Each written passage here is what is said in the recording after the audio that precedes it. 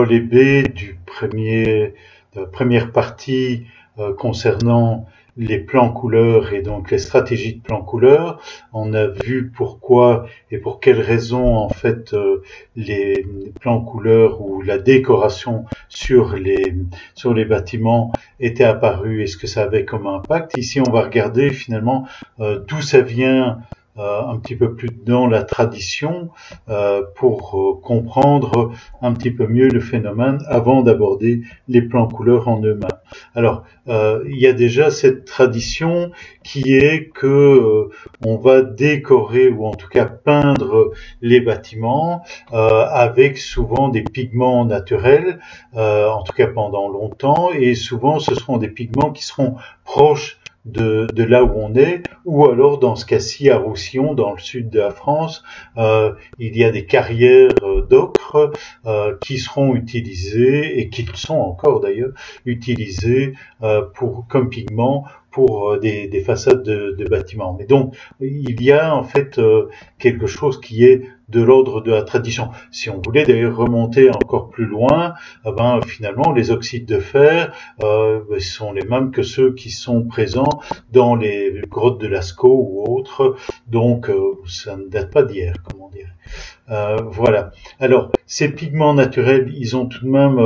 des caractéristiques qui les rendent à la fois spécifiques et quand on va les mélanger, en fait, on va pouvoir réaliser des palettes qui sont tout de même impressionnantes. Et à partir de maintenant, d'ailleurs, on va s'appuyer sur un ouvrage, mais il y en a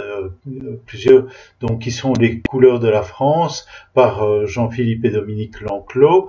qui seront d'ailleurs les premiers donc de ces coloristes qui ont travaillé sur des plans couleurs, les premiers donc que l'on abordera avec une approche justement très proche du contexte. Voilà pour ce qu'il en est de la possibilité. Vous voyez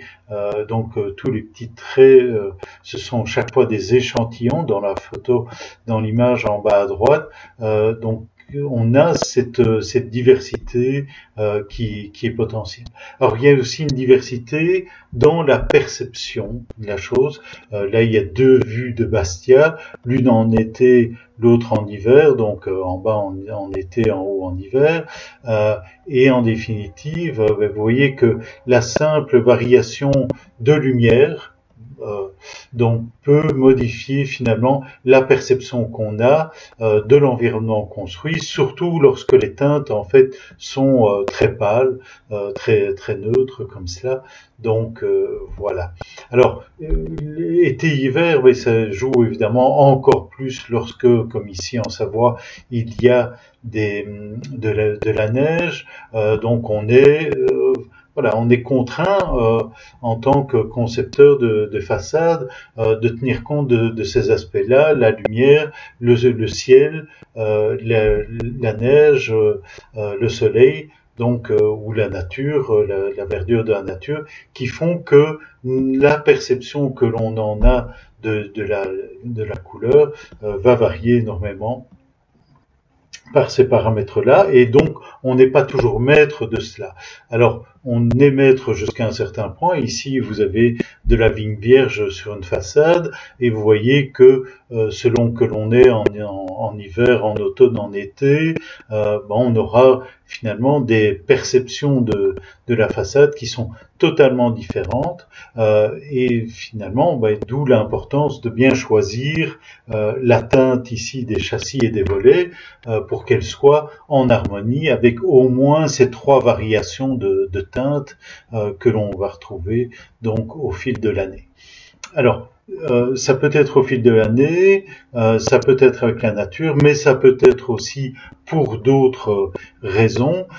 Ici, on a deux vues en fait de la même rue dans le nord de la France, pays de charbonnage. On est en 68 pour celle du dessus, en 75 pour l'autre. En fait, pourquoi? Parce que les gens finalement cherchent, et surtout dans une région comme celle-là où il y a la poussière du charbon, enfin il y avait la poussière du charbon et ainsi de suite, il était indispensable d'être bien propre, bien blanc. Et donc les habitants aspiraient véritablement à pouvoir peindre leur maison en blanc, comme les fermes qui sont avoisinantes et ainsi de suite. Mais chose impensable avec la poussière qui tombe,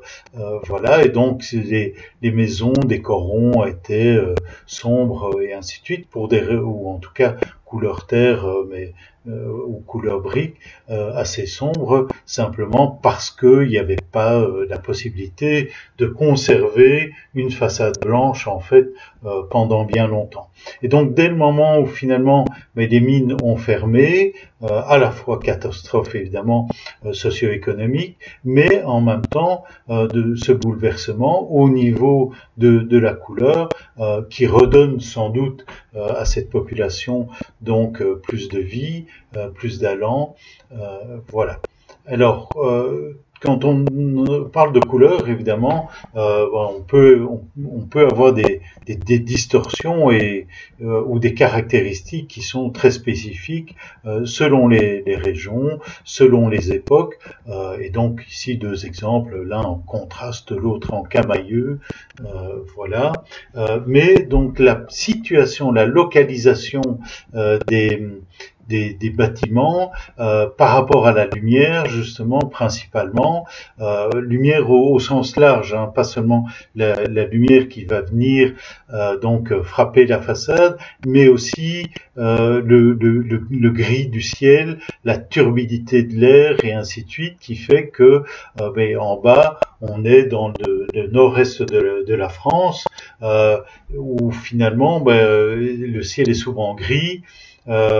Donc on va essayer d'amener des taches de couleur un peu marquées, on va peindre les encadrements de fenêtres et les châssis en blanc pour ramener le plus loin possible la lumière dans l'habitation, donc voilà, et le reste, la façade aura cette teinte un peu gris, un peu brun, qui est le fait à la fois des pigments de la région et à la fois justement la proximité éventuellement d'acierie ou de choses comme celle-là. En haut, on est dans toute autre chose. On est donc dans le sud de la France, avec une lumière très dure comme ça, surtout l'été, le midi. Et donc finalement, on va travailler en monochrome. On a un blanc crème comme ça, un brun très foncé, et donc c'est finalement le contraste de la lumière qui va me donner la 3D, qui va être mis en exergue, mis en valeur, plutôt que de travailler sur la couleur qui, elle, va être mangée de toute façon dès le moment où il y aura du soleil et un soleil un peu dur. Alors, donc tout ça pour dire que cette palette régionale, en fait, elle est donc en synthèse, premièrement due à la localisation, donc et à la lumière et ainsi de suite, mais aussi donc elle est grandement le fait de ce qui est disponible comme matériaux tout autour, donc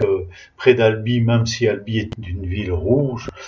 mais dans la campagne on a beaucoup de blocs de pierre dans les champs et ainsi de suite, on va les extraire des champs pour pouvoir les cultiver et ça va faire le matériau avec lequel on va construire, et donc on a une architecture relativement claire,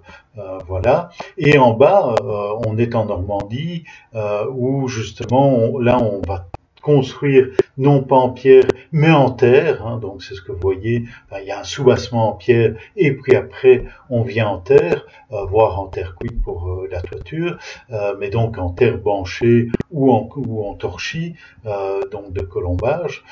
et donc vous voyez clairement sur la photo ici que on a simplement à se baisser, à prendre la terre et à construire. Et donc en fait il y a une sorte, dans les deux cas d'ailleurs, d'harmonie et de continuité entre la couleur du sol et la couleur du bâtiment. Voilà, ça c'est ce qui nous permet d'aborder après donc un volet C de cette première partie, donc de l'approche de Jean-Philippe et Dominique Lanclos.